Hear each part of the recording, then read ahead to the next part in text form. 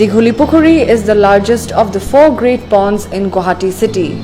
These ponds of historic significance, created in ancient times, were used by the Ahoms as a naval yard. Renowned writer Kumudeshwar Hazarika once said that when the British colonists occupied Assam, there were around 300 tanks in Guwahati and North Guwahati, both of which were a single entity till 1893.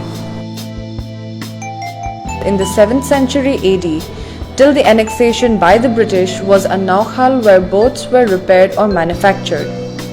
It was connected with the river Brahmaputra, and during wartime it was where boats for naval battles were released from. During the Ahom rule of nearly 600 years, Guwahati occupied an important strategic location on the western frontier of the kingdom. Guwahati served as the last big city and a naval dockyard which stood at the periphery of the kingdom.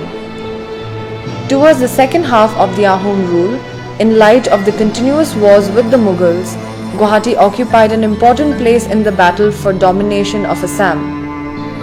Assam from the earliest times was strong in this defense field. Ultimately, during the British colonial times, bulk of the northern end of Dighuli was filled up, on which the present-day Circuit House and the Guwahati High Court were built. Dighuli today is the only pond that is being maintained as a public recreational space. It houses a playground for children, has boating services, a beautifully maintained garden, and a canteen for quick bites. Other lovely developments introduced by the authorities here are the birdhouses on trees surrounding this pukuri, which often have been seen to have occupants.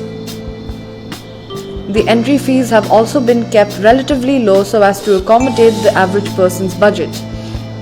Dighuli is one of the most popular places in Guwahati and has its fair share of regulars who keep the place buzzing.